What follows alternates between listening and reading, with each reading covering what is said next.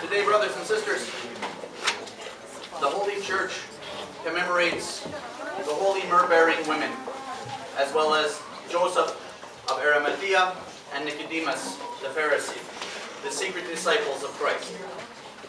Not the women, the men. We are celebrating still the Lord's resurrection, and we do that for 40 days, right? For the 40 days between Pascha and Ascension, we greet each other with Christ is risen. We sing this in the church. This is definitely the Paschal time.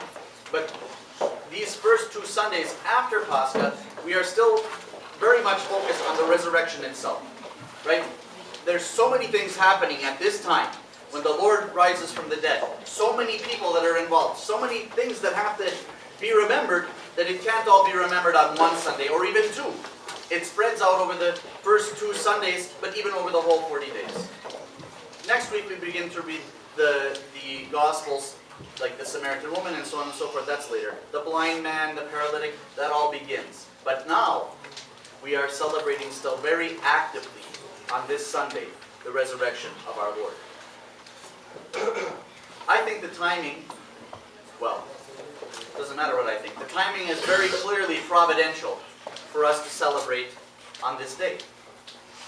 On this day, we remember the radical sobriety of the Myrrh-Bearing woman. Now, what do I mean by radical sobriety? They had no real reason to believe that they were going to get to that grave and that they were going to be able to have access to it. None. It made no sense. The best army in the history of the world was guarding this grave. There was a huge stone there. It's not like they were the Myrrh-Bearing weightlifting women. They were just women. So they weren't going to move the stone. Right? So they had no reason to believe necessarily from a worldly, logical, secular point of view that they were going to get there and everything was going to be fine. But they believed. They believed radically. And they weren't afraid even of this great army, which had no problem killing them. Right? The Romans treated the Jews as something that they owned. Which, I mean, basically they did. They took them over. They were completely subjected to them. So here we have these women who, there's no way that this is going to work. Yet, they trust that by doing their religious, spiritual duty, that the Lord will find a way to make it work. They don't know how it's going to work. All they know is that if they do the right thing, God will take care of the rest. And I think this is the really big, very important message that we are getting here today and that we have to take home with us. Sometimes we have to be radical in that we have to trust God. But we also have to be sober. The kind of radicalism that we engage in is in prayer, is in good works. It's not in terrorism or all kinds of this other crazy stupidity. This is the Christian radicalism, where we believe that if we do the right thing, if we fulfill our duty, that God will bless and take care of the rest. I think this is really important now, because there's all kinds of craziness going on in our society. Not that that's not the way it's been all the time. See, I think every generation of Christians is shocked, just shocked, that the world is not conforming to their way of life. Our children will be shocked. Our grandchildren will be shocked. Our grandparents were shocked. Why we are shocked, I don't know. Because the world never conforms to Christ. We know that. What did the Lord say? The world hated me, it'll hate you. So this is not a surprise. This should not be some kind of shock to us, that the world is not conforming to our values. But our response cannot be the sort of Chicken Little theology of the sky is falling, let us run around, let us be crazy, let us do stupid stuff, let us yell and scream. That's not the Christian response. That's the response the world expects from us. That's what they think we are. That we're going to go crazy because the world wins some little victory. Monasticism started, brothers and sisters, after the church came out of the catacombs. Right? During the time of the catacombs, when there was a persecution, sometimes stronger, sometimes weaker, against the Christians, they all were living a very radical Christian life. In that, They had every realistic expectation that they might die tomorrow because they were Christians, for no other reason, that they could be killed because they were Christians.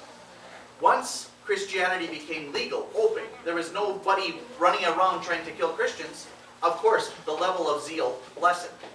But there was a subset of people who still desired that great zeal, and they fled to the desert. They were still desirous of living that radical Christian expression. This is how monasticism began. And St. Anthony the Great was one of the first monastics, and one of the very important ones. He said something very interesting that I think is totally applicable for us today, and probably we should all memorize this. I'll put this on the blog sometime this week when I get a chance. He said that a time will come when men will be mad. That is, they will go crazy. And they will find a man who is not mad. And they will attack him.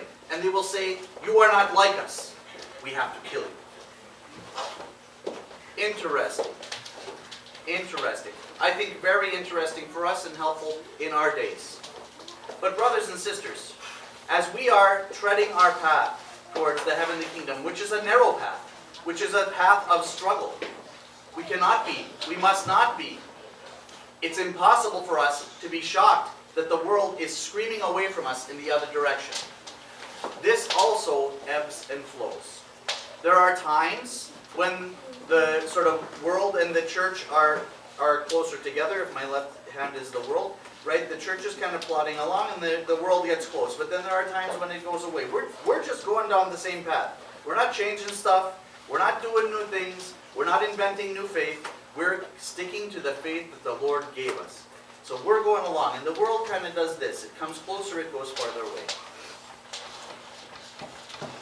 I think we do ourselves a great disservice if we get all freaked out. That's not a theological term, but you know what it means. If we get all excited and upset and start screaming and writing inappropriate things on Facebook, not that that would ever happen, just hypothetically, those kind of things don't help anyone.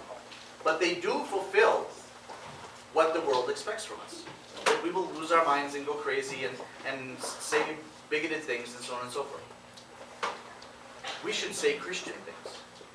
We should say things that are about love. We should say things that are about Christ-centeredness. We should say things that are the same things that our fathers said and our grandfathers and everyone all the way back to the apostles. See, we are treading this path. We're not on this path. You can't even get on this path. Every time you try to get there, it moves anyway. That's not what the church is doing. The church is treading the straight path, the path that leads to the heavenly kingdom. This is why I think it's so helpful for us, brothers and sisters, as the world happens to be taking one of these turns now, might come back, might not, to remember the Myrrh-Bearing woman and Joseph and Nicodemus. They put it all on the line, to use a worldly term. They sacrificed everything for Christ. Everything. There was every expectation that those women would be killed. There was every expectation that they would never roll away the stone, even if for some unbelievable reason this best army in the history of the world had fled the scene. There was every expectation that Joseph and Nicodemus were going to suffer terrible consequences in the society that they lived in for being Christ's disciples. So they all didn't do anything and they sat at home. No, they went and did what needed to be done. They fulfilled their religious, their spiritual obligation. They lived a Christ-centered life. Now, Christ happened to be right in front of them, but the fact of the matter is that that's what we are called to also. Right? If every time the world does one of these, we run around and scream and wave our hands and run through the streets, what does that help? Sobriety, brothers and sisters, is a central virtue of Christianity. Immediately following the consecration of the gifts, there's a prayer that the priest reads and asks for help and virtue for the people. The first thing he asks for. It's not, I don't make this up, right? This is written down by St. John Chrysostom and St. Basil the Great, way above my pay grade. Sobriety. Spiritual sobriety. We aren't good at that. And I don't mean that we are drinking a lot of alcohol and therefore we are unsober. That's not the kind of sobriety I'm talking about. Spiritual sobriety. Keeping our heads. being calm. We can be in great disagreement, but we can't lose our Christian sobriety. And these women, they show us radical sobriety. They didn't go to the tomb with, some kind of weapons and like, we're going to fight it out with these soldiers. They just went there understanding that if they did the right thing, the Lord would bless it. So brothers and sisters, let's do the right thing. Let's maintain our sobriety, even in the face of insanity sometimes that we find in the world around us. Don't be shocked. That's the way it's always been. And that's the way it's always going to be. Christians are a people set apart, not in a proud way, but we don't follow the world. We live in it, but we aren't consumed by it. How do we square that circle? How do we live in the world without being consumed by it? We work on our transfiguration. We work on becoming the true sons and daughters of God. If we are doing that, the world can do all of this wherever it wants to go. We will stay on the straight path. If we want to be 1 millimeter away from the world all the time, we're going to be caught up in the whirlwind of whatever is the newest fad, and it's going to pull us away. So brothers and sisters, we are sent to the world to raise the world to a higher place. Let's decide that we are going to do that. Not by running around like chickens with our heads cut off, not by yelling and screaming, but by praying. Is our friend at work following some kind of new fad which is very spiritually hurtful to that person? Yelling and screaming at that person is only going to fulfill the presumption that they have about Christians. Praying quietly for that person with love is what's going to help that person. And that's true for every person that we have in our family and that we have contact with in the world. We have to pray, brothers and sisters, for this world. We are sent here by the Lord to raise it to a higher plane. So let's do that. Let's do that by redoubling our efforts at being Christians, even if the world is running away from Christ. Let's do that by redoubling our efforts towards our transformation, towards our transfiguration. Is the world running as fast as it can to perdition? Go more often to confession and communion. Are our neighbors setting up some kind of crazy political something or other? Come more often to church and pray for them. Not as, oh, I am so good. Not the prayer of the Pharisee, but the thankful prayer of a servant. The Lord has given us the pearl of great price. He has allowed us to be here. If the world says throw away the pearl, let's not throw it away and follow the world. Let's hold the pearl. Let's try to multiply the pearl. And let's try to be a light for the world. If we can do that, brothers and sisters, then we emulate these women and their radical sobriety that they exercised today. The church is holding them up for emulation. It wasn't like they said, well, first Sunday's got to be Thomas because that's 8 days after. Let's just throw these women in here and we'll move on. This is an expectation that everyone will be in the church on Sunday listening to the gospel and learning about the example of the Myrrh-Bearing women. These meek women and their radical sobriety are an example for us that we should follow. Let's ask their prayers. They were there in the impossible situation. Let's entreat them that they will pray to the Lord for us. That we think we're in an impossible situation. Where's the army guarding the way to church to us? It's not that bad. We always think it's worse in our generation.